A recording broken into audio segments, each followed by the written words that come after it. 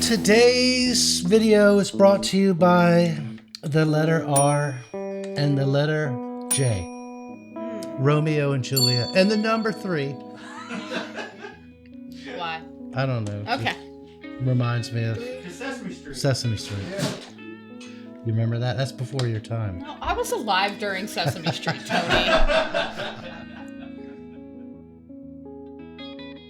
Hey guys, we're checking out these beautiful 2 guitars here. We got the Juliet and the Romeo LA. One's retro, kind of got a relic vibe to it, a light relic they would call it. And the Romeo is pristine, fancy. Slick and modern. Yeah, it's a more modern style. Yeah.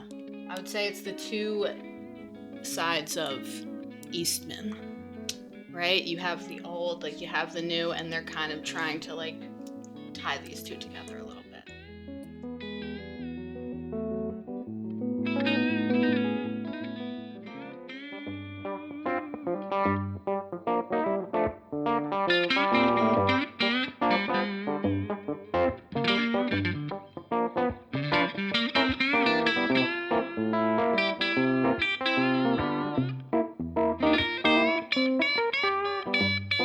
I really like the tremolo, vibrato, spring-loaded mechanism.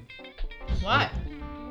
Because it's got this center point. Yeah, it's not over on Right. like the treble side. It's like a more even. The locking tuners, everything about it, it's just nice. It's beautiful.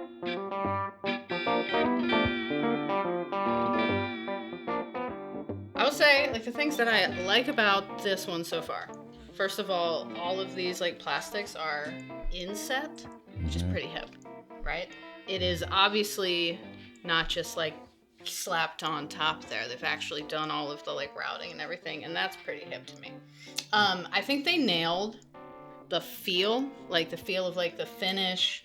Like, the neck has, I mean, even if you're not into, like, the old look, they've nailed how it feels. Like, it feels like a good old instrument where it's kind of been loved in all of the like right places, but not in all of the And wrong that places. one's cool with a relic kind of vibe to it, Yeah. right? It's got a tortoise shell.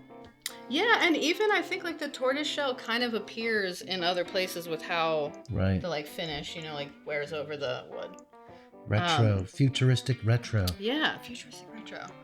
I also appreciate super simple like controls. I mean, I think we ultimately have like the same. Three tones. Yeah. Less knobs, always better. No. Which one's the Romeo? Which one's the Juliet? You have the like Romeo. This is Romeo. This is That's the the Juliet. Oh, okay. Yeah. I like it. It's good stuff. I also appreciate that as a like lifelong like Telecaster player. This thing feels a lot like a Tele that's kind of Offset. melted in the 60s. Yes. Where it still feels like a slab instrument, right? Like this is like beautiful. It's got all these curves. It's been carved. It's been all of that. Sometimes you just want to play a flat like piece of wood that feels really good.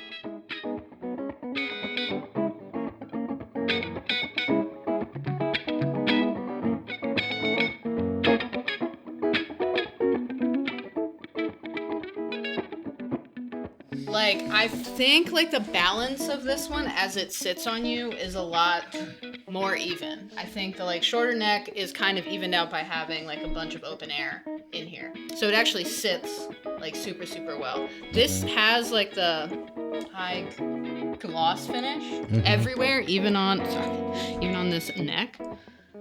Which is just a different vibe, if that's what you're Different feel. Into. Yes. I feel like this one is almost like by day, and that's by night. That's the church gig, and this is the roadhouse gig. Yes.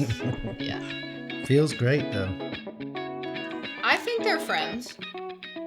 Maybe doomed to like love each other in death. I mean, I don't know. But I think they're friends. Beautiful. I could also say that Eastman's quality craftsmanship is on point. They know what they're doing. Yeah. It's really well-made instrument. I would argue that for the money, I don't know if you'll ever find, at least now, anything that just like meets this type of stuff. I mean, everything like that they do. Yeah, for the everything's price is perfect. Yeah. incredible.